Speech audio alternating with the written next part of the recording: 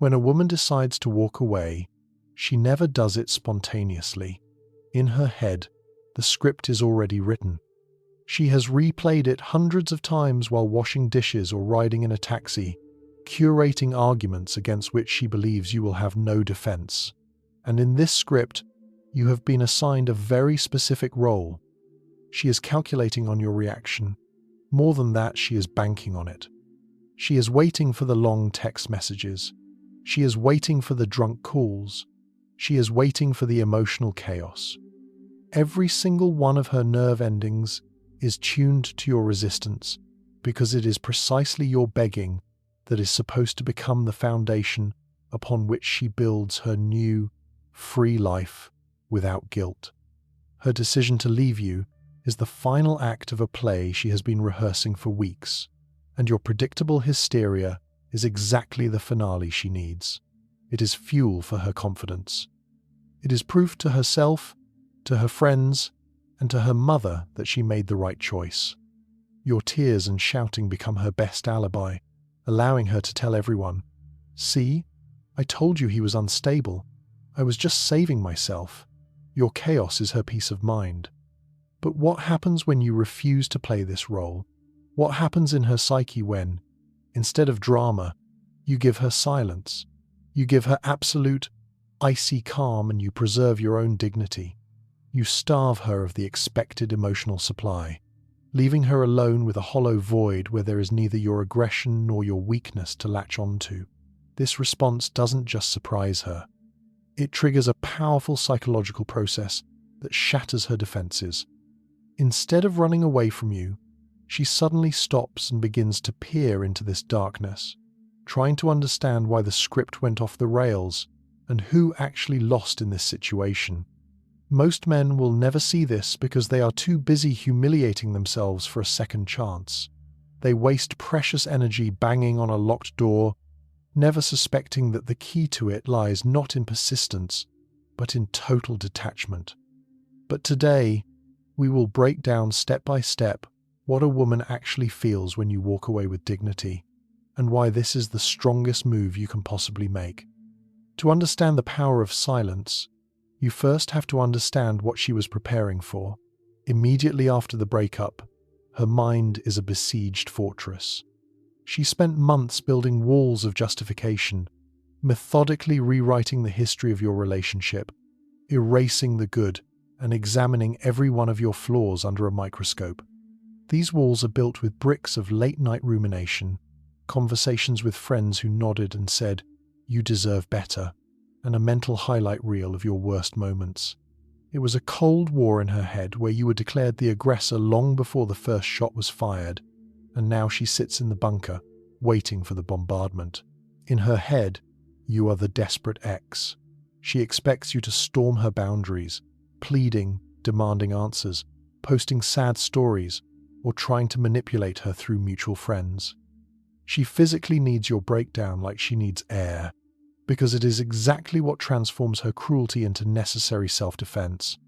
She has already prepared the condescending tone she will use to answer your late-night calls, and she has even rehearsed the weary sigh with which she will tell her colleagues, "He's just obsessed and can't let me go."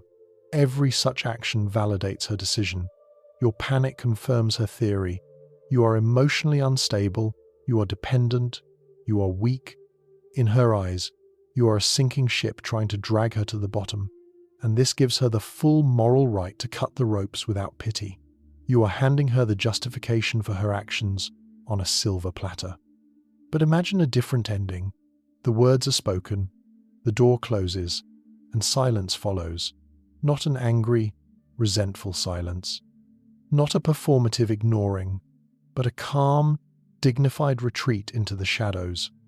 Instead of the expected explosion that was supposed to destroy everything around, you simply turn off the lights and leave the room without slamming the door.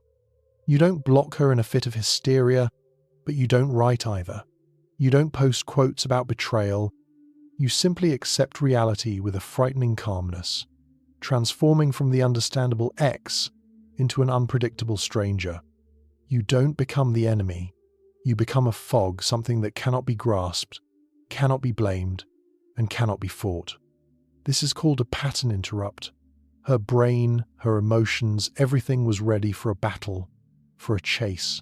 She is standing in full combat readiness, in armor, shield raised, waiting for the blow. But the blow never comes. She accumulated tons of defensive energy, and you fired that energy into the void. Her entire strategy was built on your resistance, like a judo fighter using the opponent's strength. But when there is no opponent, she loses her balance and falls face first into this void, left alone with her own thoughts, which now sound entirely too loud. This triggers the first stage of her true reaction, total confusion. Her internal script is shredded.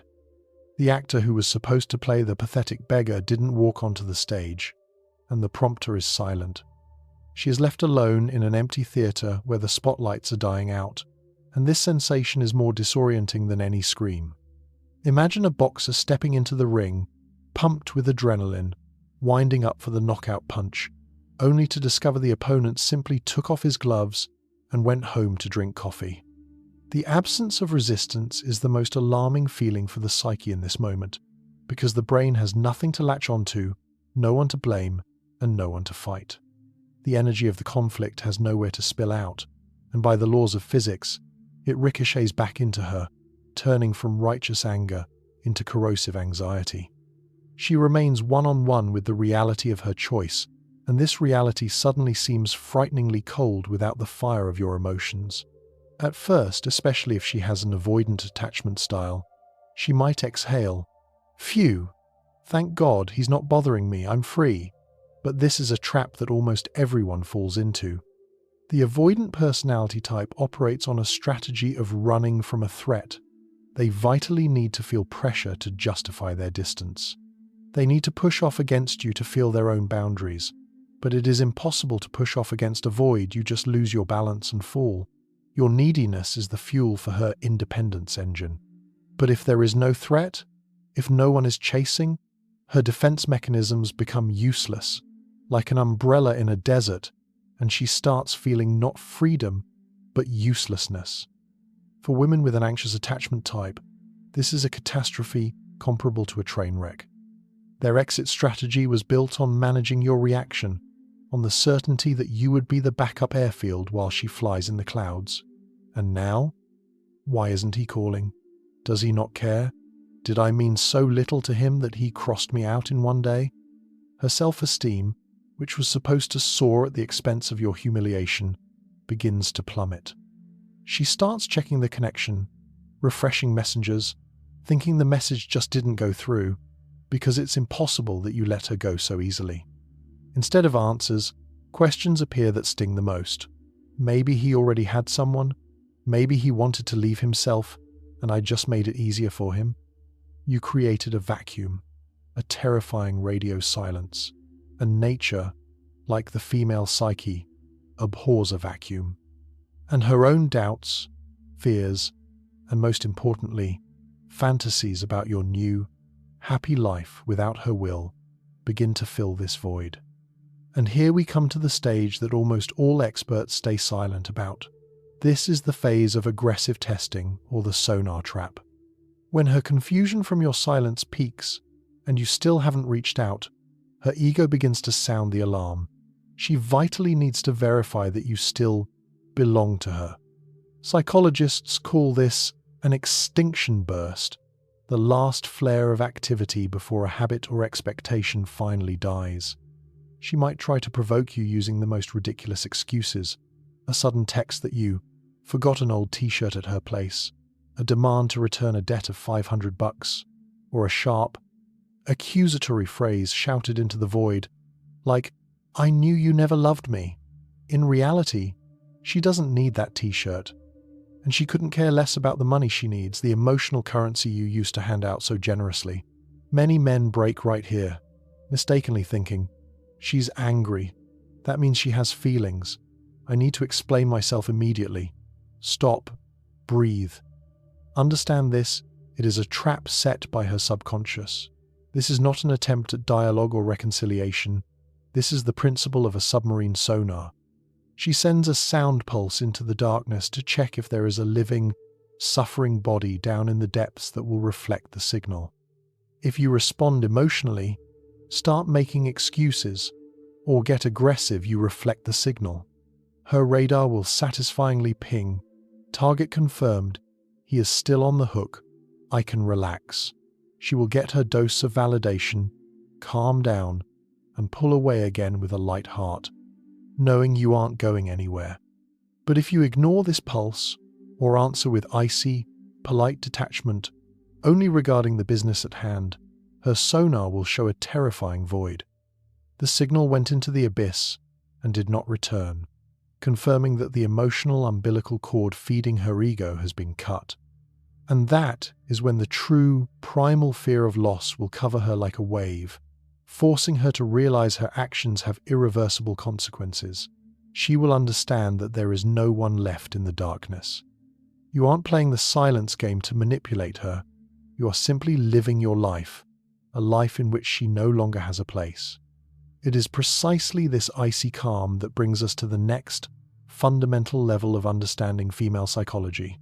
Let's dig deeper and expose the mechanics that most guys ignore in the pursuit of fleeting emotions. What many men overlook is this: respect precedes love. This isn't just a pretty phrase. It is the iron law of gravity in relationships. You cannot build the roof of a house, love, if you don't have the foundation and load-bearing walls, respect. Without this base, any feelings will collapse at the first wind. A woman cannot experience attraction to a man she does not respect. Period.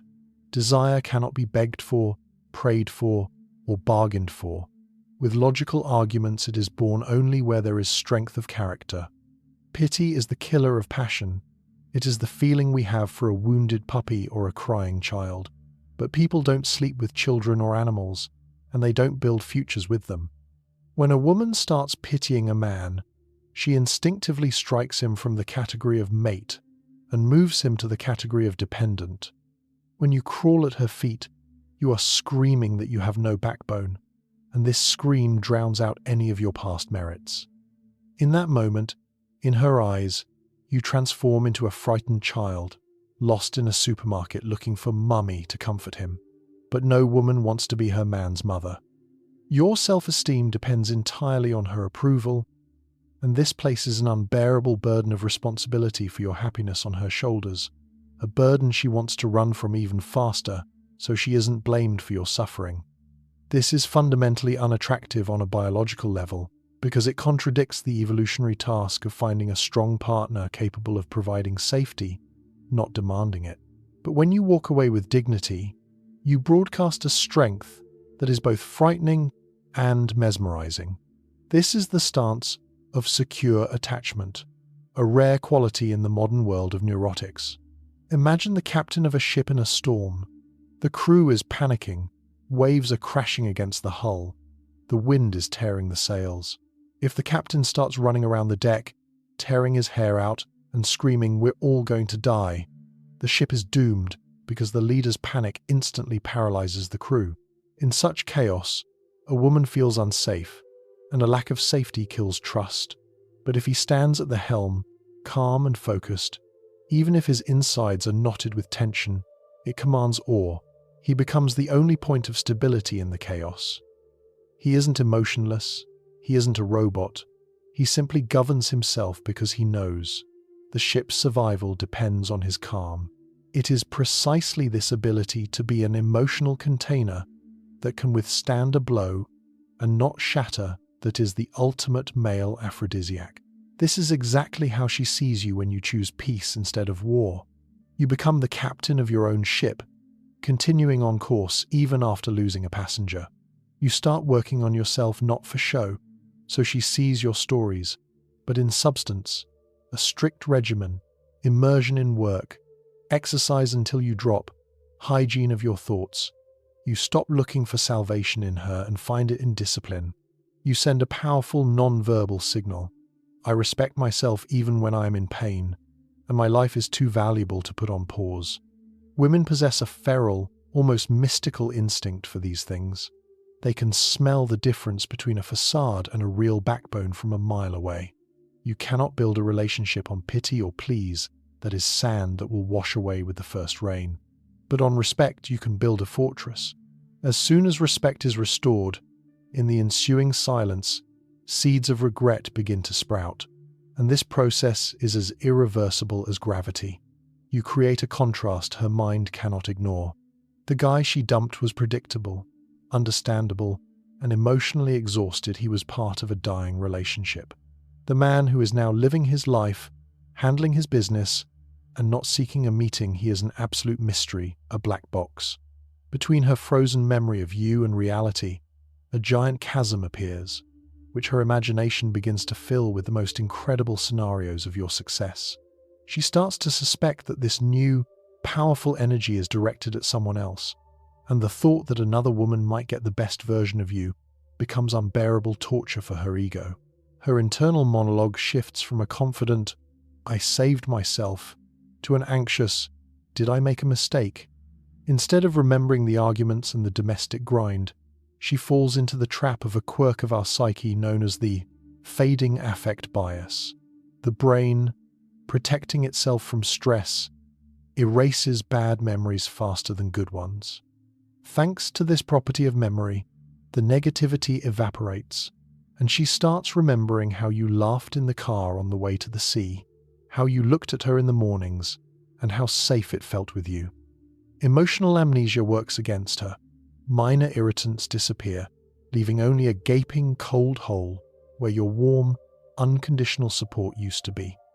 The past begins to get retouched, turning into an idealized movie where you are the main character she lost.